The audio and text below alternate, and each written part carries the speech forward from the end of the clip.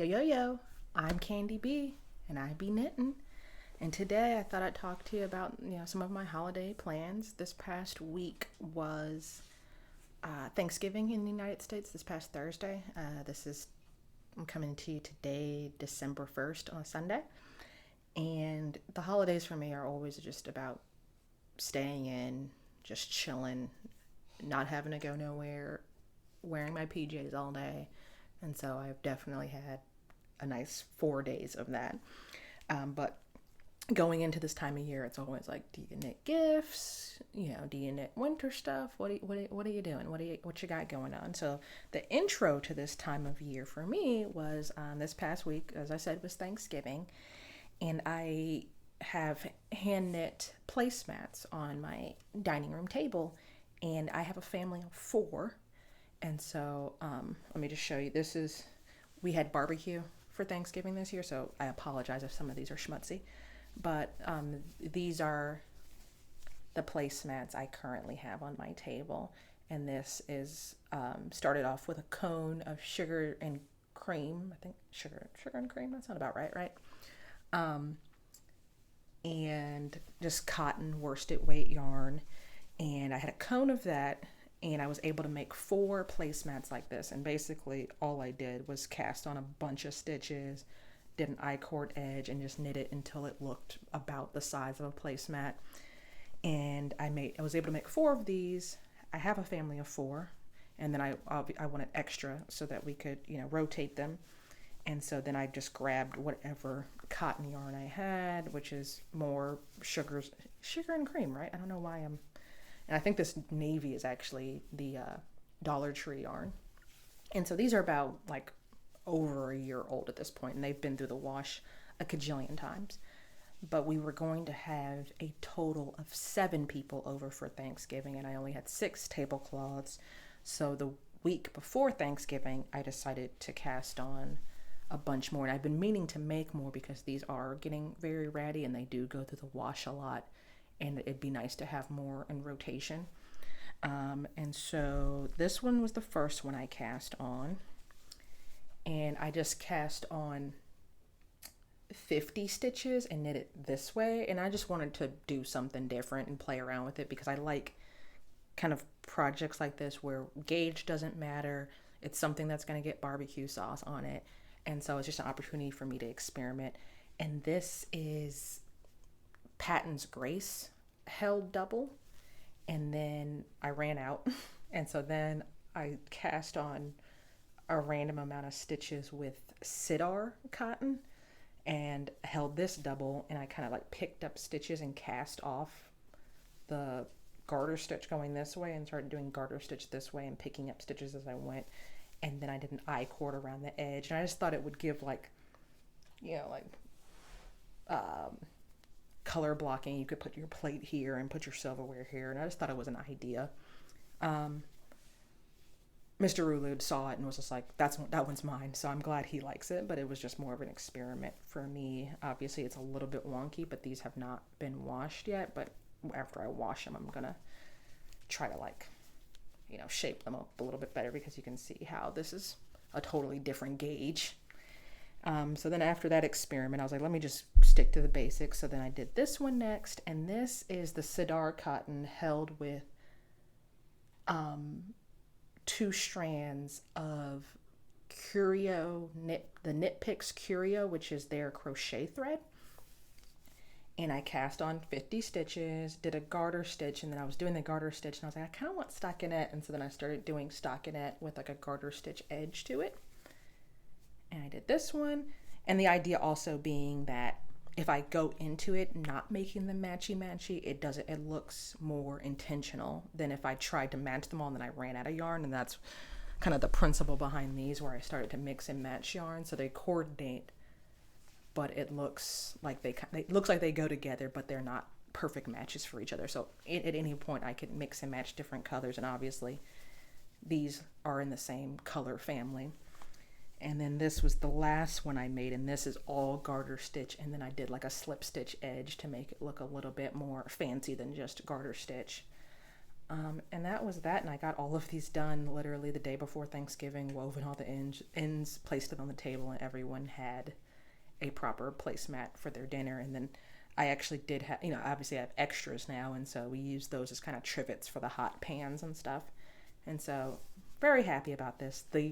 My favorite thing about this is that this Sidar cotton, the light sky blue color, came from a yarn swap, so that was free.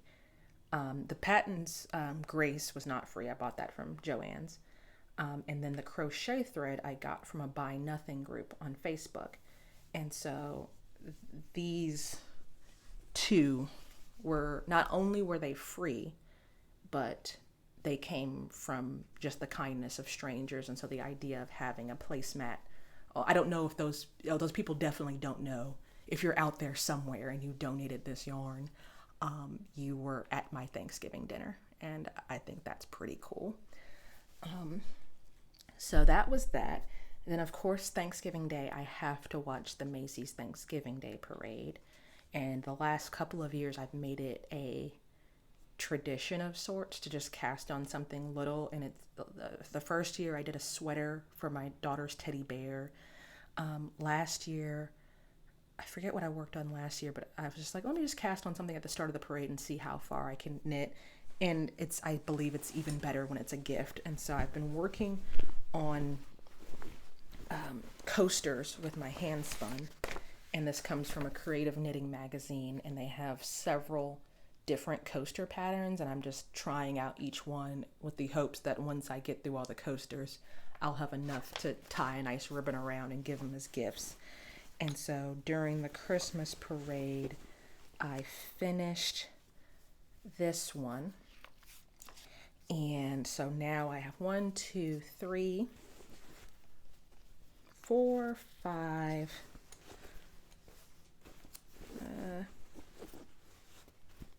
5 altogether. And I have a whole bag here of more old hand spun. And so I'm just kind of working through it. I also worked on these a little bit during a Muppets Christmas Carol, and I'm gonna wash them and felt them. This one has already been felted, and maybe put a nice ribbon around them and just give them as Christmas gifts. You can put a hot cup of coffee on it to protect your table, or it can collect the sweat off of an ice cold glass of water. And I have one coaster made out of hand spun, and I just think it's a pretty decent idea, and it's a nice way to use up some of this old hand spun I have that doesn't really fit with anything else I'm working on. The only thing is, these are by Beth Whiteside, and there's like 6 different coaster patterns and a trivet pattern, and some of them are a little bit more complex than others, and some of them like require like stitch markers, and some of the instructions were a little confusing. And so I'm kind of narrowed it down to 2 patterns that I like, that are just like I can just crank them out, because it's one thing to knit gifts for someone, and I don't mind knitting gifts for someone, but if I'm going to knit the same thing over and over again, it has to be a certain vibe to it. And so like this one is just a bunch of yarn overs in a circle, and it's just easy, like anyone that is easy to keep track of the stitch count, and they're just a bunch of concentric circles. But some of the patterns are like, there's one let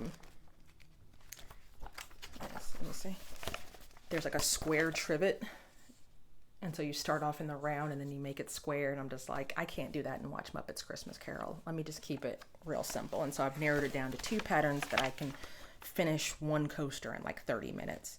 And so I think I'm well on my way. I have 5 coworkers that usually exchange Christmas gifts, and so if I can get 2 each, I think that's going to be a good look.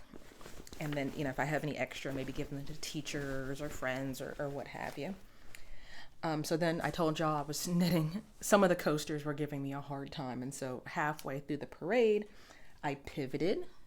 And I am really, really rocking and rolling with this project. So we're gonna recap all the way from the beginning on my Kagan's quilt. So we got square one, and then we got square number 2. Then we've got square number 4. Y'all saw this as a finished object on the last video and the last thumbnail. And this week, chilling on Thanksgiving, I was able to finish square 4. And this is a chevron pattern. And I'm going to, once I weave it on the ends and wash and block each individual square, I'm going to go through the pattern in depth and kind of give you my overall view. But just on this square alone, this is my favorite square by far. I love the colors. I think it turned out really great for like an 11th hour, like how am I going to use the leftover colors kind of thing. So we start off with this, and this is Happy Place yarn from Tony Lipsy. So it starts off with the melange green, goes into the solid green. I have this white color. I think this is the almond. Then this is my only, well, I have a couple of critiques of this yarn, but some of them are more opinion based, but I feel like it's very valid. This is the turquoise melange and this is the solid turquoise. And you can see the contrast down here of the green and the solid green and the melange green. When you get to the turquoise, because the melange yarn, the Happy Place yarn is half wool, half cotton. And if you know anything about dyeing fibers, you know cotton does not take well to dye. And so you'll end up with kind of white pieces. And so to make this melange color, they blend undyed cotton with the dyed cotton and wool. And that's what gives it this kind of speckly white feel. But that same principle applies to the solid colors. This is still cotton, and so it's dyed cotton mixed with dyed wool. And so you just don't get as strong as a contrast between these teals. I believe she mentioned that when they bring this yarn back, they're going to address some of those issues. But this was kind of disappointing when I got these two colors, that they look very close. And I don't even know if you're to me, I had to like knit up the whole thing and really look at it and be like, okay, I think I see a contrast, but I don't know if the contrast is even picking up for you at home. And then more white than this navy, and the navy in the melange, you can see that's a pretty bold contrast there. The note about this is Kagan's Quilt by Carolyn Bloom.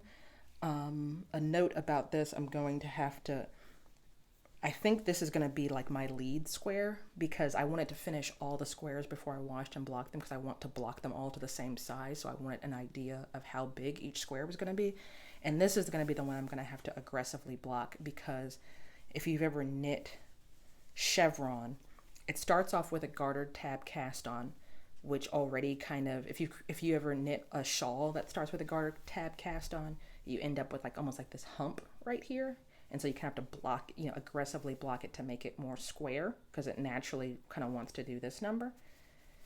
And then when you get to the top, you actually break off and do one triangle this way and one triangle this way, and knit across the top to make it kind of square off. So I'm gonna have to do some work to make sure that this looks very square. Overall, the pattern does a very good job of, she uses, I forget what yarn she uses in the pattern. She uses a fingering weight yarn, and she's very specific about how many rows she got with each color, how much her yarn weighed, how much yarn she ended up with. But here, I could have done a little bit of math, or maybe if I read it, it was not very specific of when to change color with the triangles. And I didn't know until I had finished the first triangle that it was going to be white right here, the way I was knitting it. And I believe I should have done one more row with the teal, because this green, or this green, the turquoise is supposed to come to a point here. And I'm being very, very nitpicky. And my whole border is going to be white, so I think I'm going to finish the whole blanket and do the border and see what it looks like. But I'm thinking I might duplicate stitch across this to make it very clear that this is supposed to come to a point, and that these two white triangles are kind of separate from each other. Hope that makes sense. But that was my main, like, after I went back, like, because I noticed it, and then I was like, oh, this is gonna be, I started with the white yarn here, ooh, and then I went back and read her stitch count, and the way her stitch count was set up, I should have still been knitting with the turquoise, but then also there's a point where you're knitting this triangle, and I would have it was, I just was kind of, hindsight's 2020, I guess I would say. I'm not gonna 100% say, oh, the pattern is bad or wrong. It's just it just wasn't 100%. I felt confident going in that she was going to tell me when to change colors there, and it wasn't 100% clear to me. But now I know the next time I make this, and I will definitely make this again because I really like how this turned out. So yeah, you probably will not see this again until I weave in all the ends. I had to lay it all out and figure out how I'm going to seam it together, and then I'm going back and washing it and blocking it and weaving in the ends. And then I'm going to pick up all the border stitches and make a garter stitch border, because at this point I ordered more of that white yarn because I did not want to run out. And at this point I have 1, 2, 3 full balls of it. And so I'm going to try to use as much as I can on the border so that I don't have too much of this yarn left over, because this is a lot of yarn to have left over it, but it's a pretty big blanket. And so when it's all said and done, it's gonna, I don't regret ordering that much more yarn, because now I can do a nice border on it. Before I was kind of nervous. I was just gonna do kind of an I-cord border, because I was just like, I don't know if I'm having enough yarn. Now I have more than enough yarn. And so I probably will wait. It probably will be a while before you see this project again. But just know all 4 squares are done. I just have a lot of finishing work to do on that. And then I'll do one big video going through that whole pattern from beginning to end, writing down all of my thoughts, telling you specifics about it, and my final thoughts on it, and my final thoughts on working with Happy Place yarn from Hoodie. The next thing I want to show you, speaking of gifts, I showed y'all this hat that was just kind of a quick cast on to work on something. My kids, not this week, but next week, their school is collecting winter gear for the Department of Social Services. And so I have 2 kids. And so I was like, well, I got one hat for one kid. And it also seems kind of silly to go out and buy winter gear when I can knit it and I have plenty of yarn. And so I went through my stash and grabbed a couple of balls of, this is Lion Brand Basic Stitch that I got in a mystery box. And it was, literally when I first started learning to knit. And I just went on Lion Brand and just bought a whole bunch of yarn. And I got like 3 balls of this in like a mystery box. And you can see that I wouldn't necessarily put these 2 colors together. They're actually not 100-gram balls. They're 85-gram balls of yarn. So they are really just enough to like make a little hat out of. So I'm just going to knock these out really quick, send them to school, and hopefully someone will have a nice warm winter hat this season. And this is just a basic, because I went bigger with this when I cast on 88 stitches on Aran weight yarn. I was like, let me do a variety of sizes. So this is worsted weight yarn, size 8 needles, and all I did was cast on 78 stitches this time. I did maybe 1.5 inches of ribbing. I just knitted ribbing until I was sick of doing ribbing, and then I started in stockinette, and then I'll probably knit. I use my hand a lot as a measuring tool, and so I'll probably knit to about this much, and then start doing the decreases. Depending on how much yarn I have left over, I might do a pom-pom on top if I do have enough yarn, or I might dig in my stash and find some coordinating worsted scraps. Great stash buster, great gift, great way to support people who need some winter stuff. It's not doing me any good sitting in my stash, that's for sure.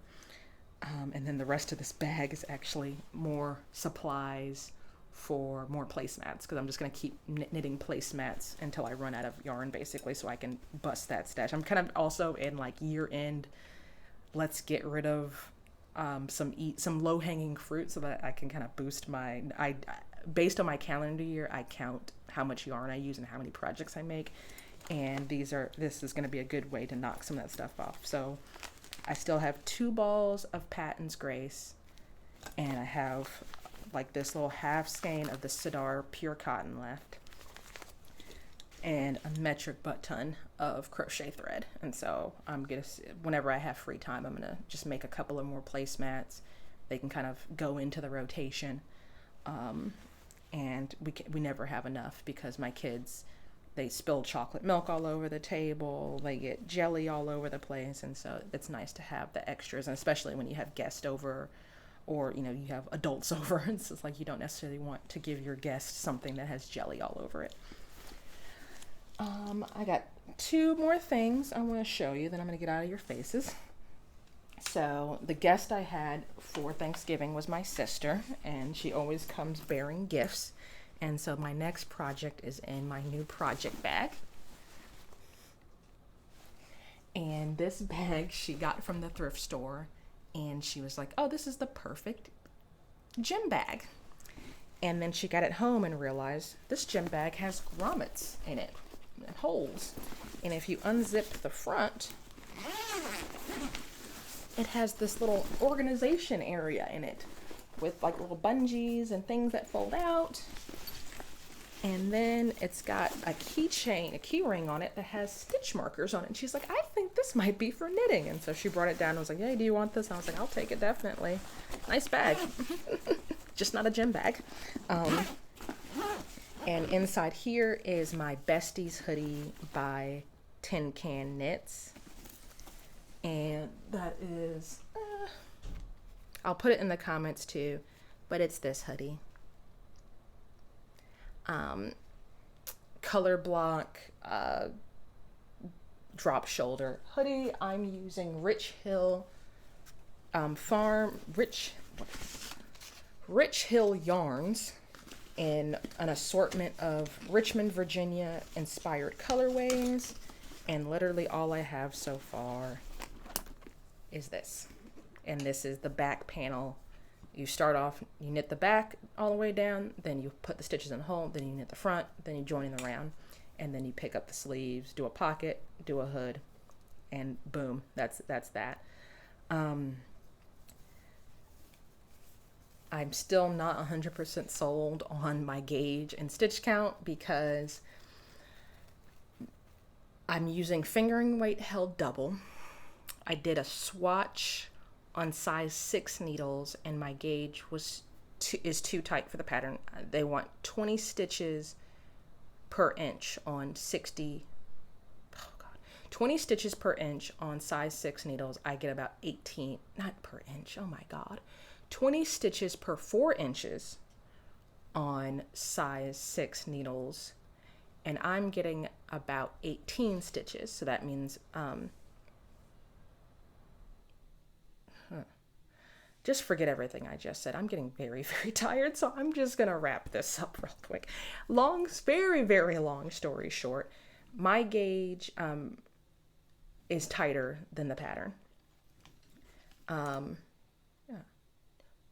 Oh, that's why. 24. They want 20 stitches per 4 inches. I'm getting 24 stitches per 4 inches.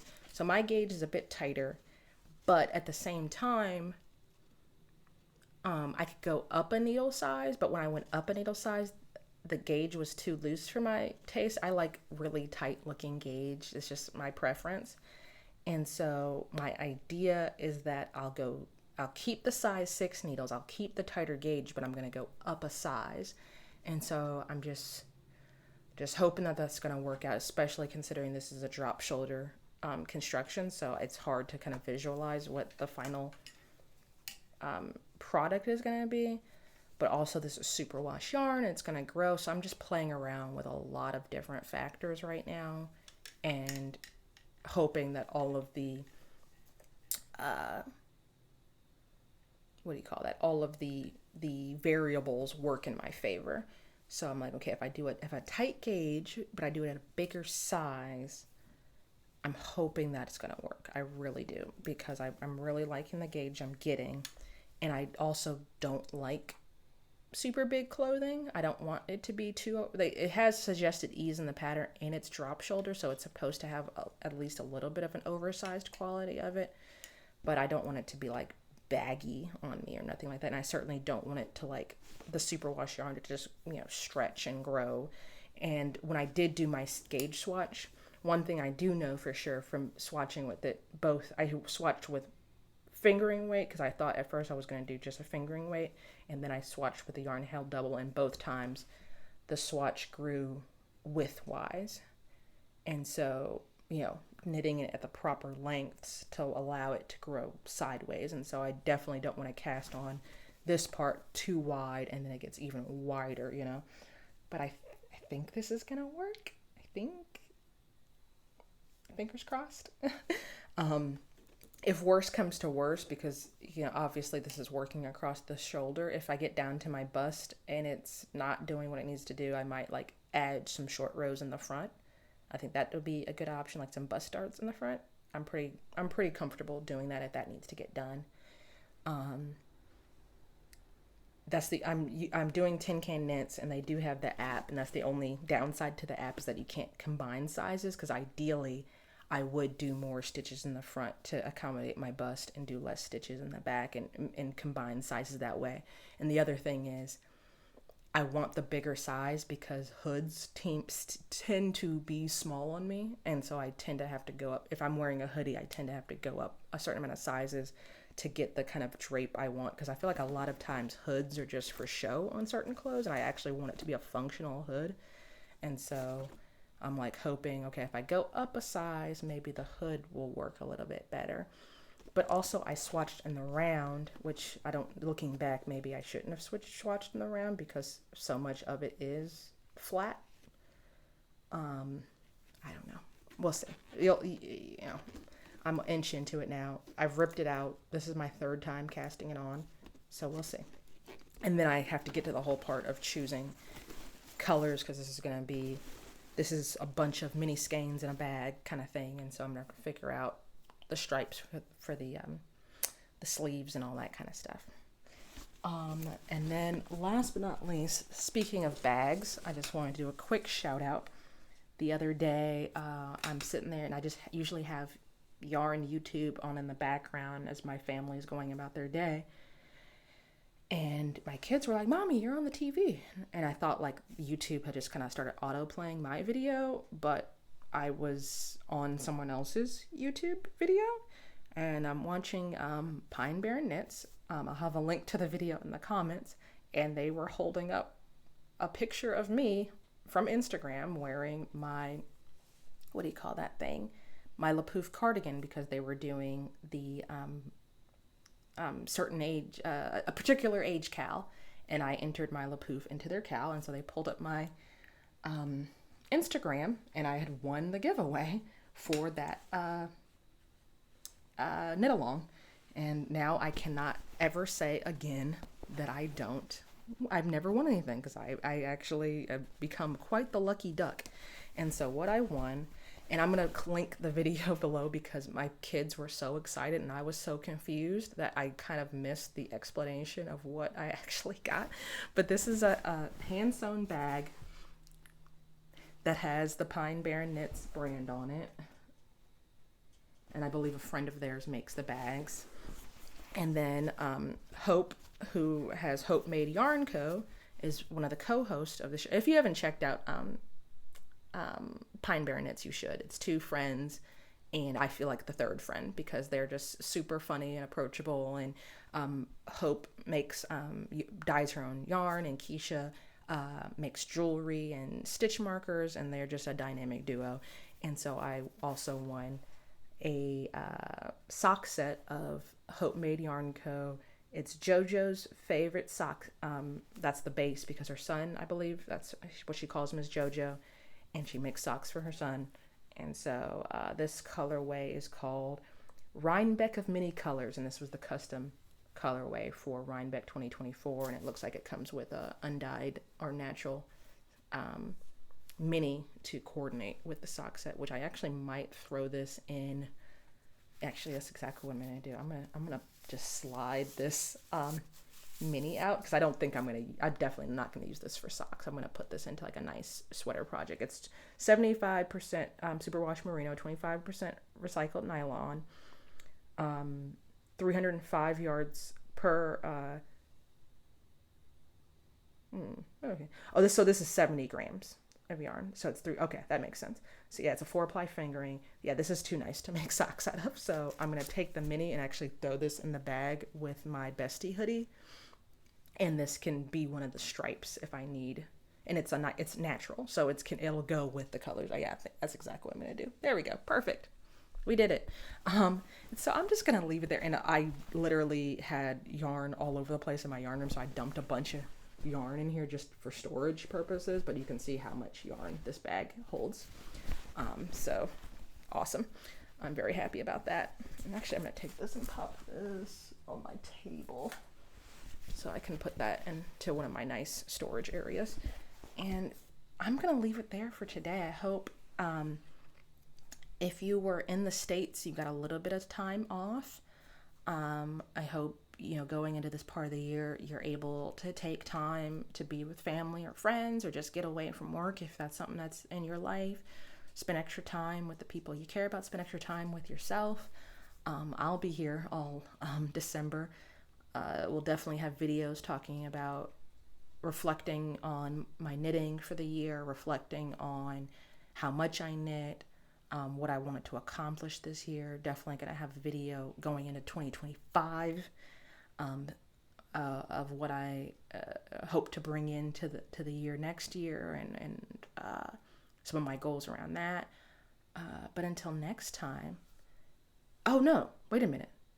Follow me on Instagram so you can see the award-winning LaPouf cardigan. I'm at Rulude on Instagram. Obviously here on YouTube, you can you can subscribe, you can hit the bell notification and get notifications every single time I sleepily stumble in front of the camera and start yammering at you. I have a Ko-fi. I'm at Rulude on Ko-fi. You can email me if you ever want to just connect one-on-one. I'm candibknittin@gmail.com. Now, until the next time, peace.